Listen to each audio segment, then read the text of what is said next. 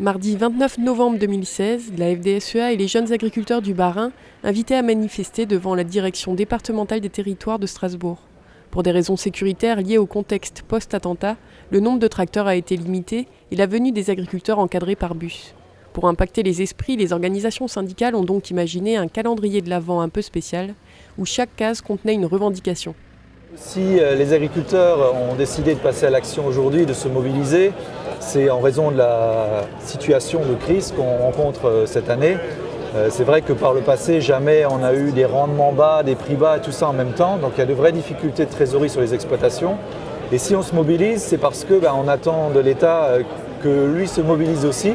Et aujourd'hui, ce qu'on constate, c'est qu'il est complètement en retard, notamment par rapport au paiement des aides PAC.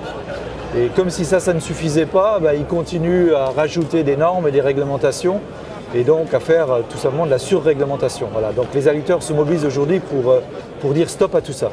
Il faut savoir que là, on est le 29 novembre 2016 et toutes les aides PAC 2015 ne sont pas encore réglées. Certains agriculteurs attendent encore beaucoup d'argent et donc dans la situation de crise actuelle, tout ça c'est simplement inacceptable. Alors il y a eu un appel à mobilisation la semaine dernière par la FNSEA. Donc il y a un calendrier qui a été mis en place par le ministère de l'Agriculture. Nous, ce qu'on vient dire aujourd'hui, c'est que le ministère tienne ce calendrier, tienne ses engagements. Thierry Ullmann est éleveur à Niederbronn-les-Bains. Il compte encore 50 vaches laitières et des poussins coquelets qu'il élève par bande de 16 000 bêtes. Concrètement, alors déjà premièrement on ne sait pas exactement combien on aurait dû toucher, mais on chiffre à peu près entre 20 et 30 000 euros d'aides qui ne sont pas encore tombées sur le solde de 2015 et puis toutes les aides 2016 où jusqu'à ce jour on a touché 0 centime, quoi. Au vu des deux mauvaises années agricoles qu'on a subies, déjà d'un point de vue météorologique et après au niveau des prix qui sont catastrophiques aussi. Donc ça nous aiderait quand même beaucoup, quoi. Cette aide PAC, dans un premier temps, elle est déjà à payer un certain nombre de factures, quoi. Notamment sur tout ce qui est céréales. Aujourd'hui, tous les consommables qu'on a achetés ne sont pas payés chez le fournisseur, quoi. Par chance, le gros investissement engagé sur la ferme il y a 15 ans a été totalement amorti il y a 2 ans. Mais pour maintenir sa trésorerie à zéro, en plus des factures non réglées, il a gelé tous les investissements qu'il envisageait en attendant des jours meilleurs. La FDSEA avance un chiffre pour illustrer la situation catastrophique et alarmante des agriculteurs barinois.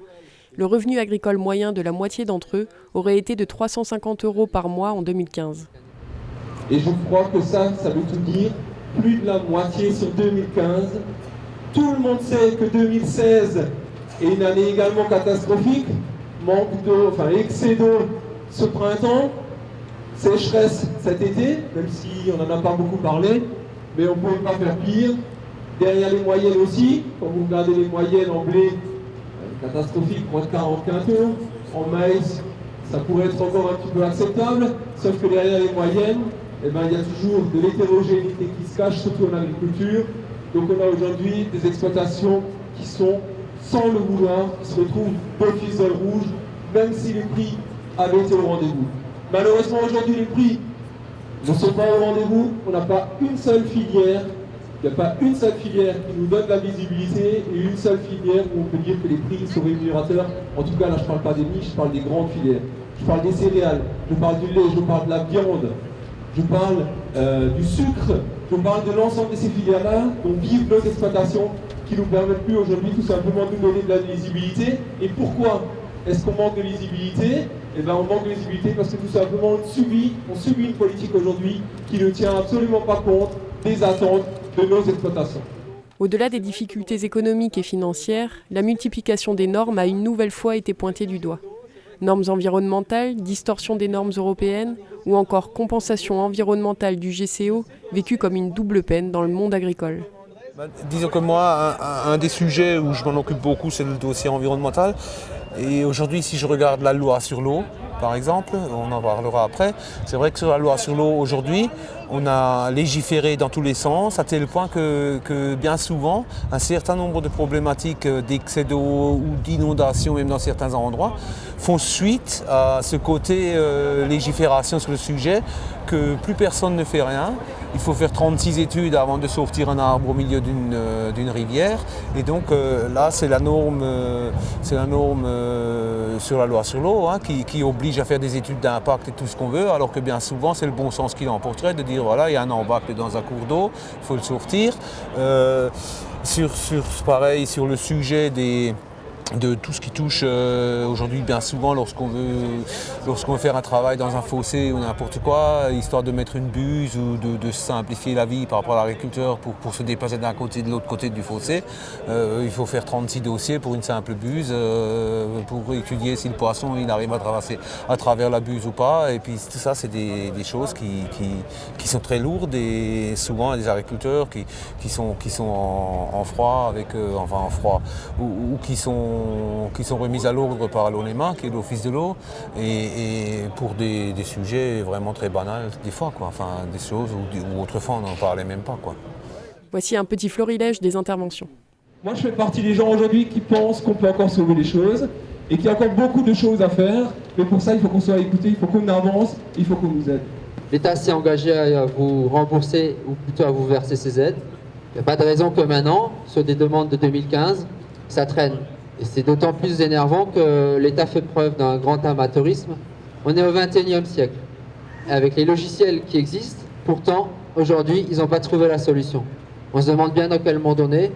À cause d'un pauvre logiciel, les systèmes ne sont pas en place. Les contrôles sont en place, ça on peut vous le garantir.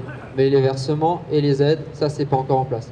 Par rapport à ce qui se passe au niveau de la filière avicole en ce moment, de nouveau, à quelques jours des fêtes, je pense qu'il faut qu'on, aussi bien en termes de communication qu'en termes de moyens publics, on attend vraiment du soutien pour que cette période de consommation animale se passe du mieux possible et qu'on reconnaisse notre travail par rapport à des gens qui attaquent l'élevage. Alors sous couvert de bien-être animal, ils disent défendre la cause animale, mais ils veulent tout simplement la fin de l'élevage. Alors on ne parle pas de la même chose. Donc le gouvernement a proposé un décret. Il n'assume pas. Alors maintenant, je vais vous chauffer là. Quelle est la proposition que François Hollande a maintenant mis en place pour pouvoir nous payer les 75%? Il propose d'augmenter votre cotisation RCE de 66%. C'est scandaleux. C'est scandaleux. Et ça, c'est dresser les anciens contre les jeunes et contre les actifs. On ne peut pas accepter ça.